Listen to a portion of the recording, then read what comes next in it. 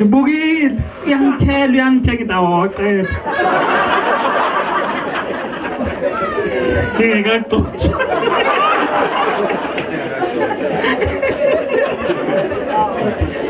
ithase igegela inhliziyo baba uMkhize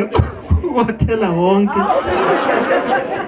ngajabulisa ukuthi uphinde wanikeza yena olunye uphondo wathi awu ngagcotshwa nami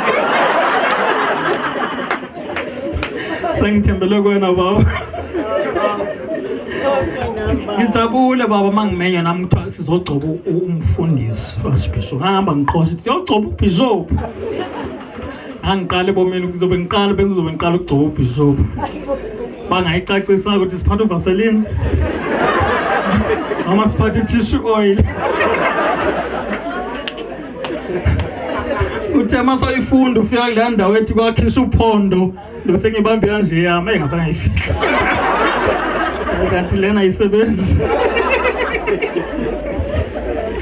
baba siyabonga sikubonile ugcotsho bekuthiwa sizokugcoba kanti sizofakaza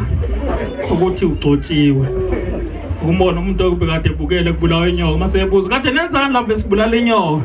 ningahambi nithi besigcoba ubishop besiyobukela siyofakaza ugcotsho kasibishop siyabonga baba siyambonga uNkulunkulu ngawe uyabona ke lento iphathisiwe yinhle inkulu inhle ifana nale speaker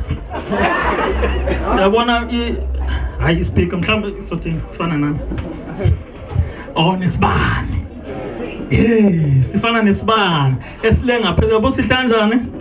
impela yinhle futhi phezulu nathi nje sawumane sima phansi kwasisibane mane ehla amafutha siyabonga inkosi